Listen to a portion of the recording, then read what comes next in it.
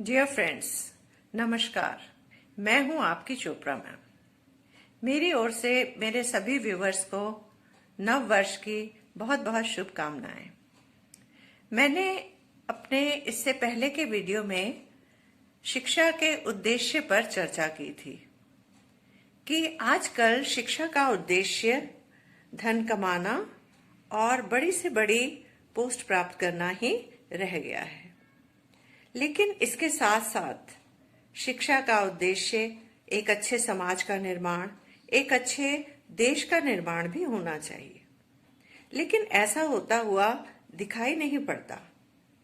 अच्छी शिक्षा व्यवस्था होने के बावजूद देश में विपरीत परिस्थितियां दिखाई देती हैं। मेरे विचार से इसका प्रमुख कारण ये है कि आज बुराई की चर्चा अधिक होती है। आप समाचार पत्र, न्यूज़पेपर खोल के देखिए, आप टीवी चैनल खोलिए, हर तरफ नेगेटिव न्यूज़िंग ज़्यादा हो रही है, बुराई की चर्चा ज़्यादा हो रही है। इसलिए लोगों का अच्छाई पर से विश्वास ही उठ गया है। ऐसा नहीं है कि हमारे देश में अच्छे लोग नहीं हैं या अच्छे काम नहीं हो रहे हैं। हो रहे हैं, बहुत अच्छे काम हो रहे हैं। बहुत से लोगों ने तो अपना पूरा जीवन समाज के लिए डेडिकेट किया हुआ है और बहुत अच्छे काम वो कर रहे हैं, लेकिन उनके कामों की कहीं चर्चा नहीं की जाती। अगर उनके कामों के विषय में पब्लिक को बताया जाए, उन्हें पब्लिकली सम्मान दिया जाए, पुरस्कृत किया जाए, लोगों को उनके विषय में बताया जाए, तो उनसे लोग भी इंस्पायर होंगे, समाज में अच्छाई फैलेगी और दूसरे लोग भी अच्छे काम करना शुरू करेंगे। दूसरा कारण जो मुझे समझ में आता है वो है सोशल कंसर्न्स की कमी। अक्सर लोग यही सोचते हैं कि मैं अगर समाज की सेवा में लग जाता हूं तो मैं अपने लिए और अपने परिवार के लिए क्या कर सकता हूं। एक साधारण इंसान तो अपने रोजमर्रा के जीवन में ही व्यस्त है, लेकिन मैं ऐसा नहीं मानती। अगर आप चाहें तो आप समाज और देश के लिए एक साधारण इंसान होते हुए भी बहुत कुछ कर सकते हैं। इसके लिए मैं आपके सामने दो घटनाएं प्रस्तुत करने जा रही हूं। आप ध्यान से सुनिए। एक बार स्वामी राम तीर्थ जापान गए हुए थे। उस समय फल ही उनका भोजन था। तो एक बार रेल यात्रा के दौरान उन्हें भूख लगी। उन्होंने स्टेशन पर बहुत कोशिश की फल प्राप्त करने की, लेकिन उन्हें कहीं भी अच्छे फल नहीं मिले। उनके मुंह से निकल गया कि शायद जापान में अच्छे फल नहीं मिलते।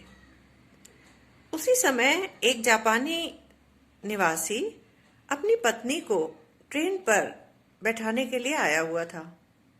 उसने स्वामी जी के मुंह से कही हुई ये बात सुन ली। वो दौड़कर गया और फलों की टोकरी लाकर उसने स्वामी जी को भेंट की। स्वामी जी ने सोचा कि ये कोई फल वाला है। उन्होंने उसके पैसे देने चाहे। उस जापानी युवक ने उनसे रिक्वेस्ट की कि मुझे फलों के पैसे नहीं चाहिए, आप अपने देश में जाकर बस ये ना कहें कि जापान में अच्छे फल नहीं मिलते। उसको ये बात बहुत चुभ गई थी कि किसी विदेशी के सामने उसके देश की कोई कमी नजर आए। तो ये बहुत छोटा सा उदाहरण है, लेकिन बहुत बड़ी बात इसमें बताई गई है।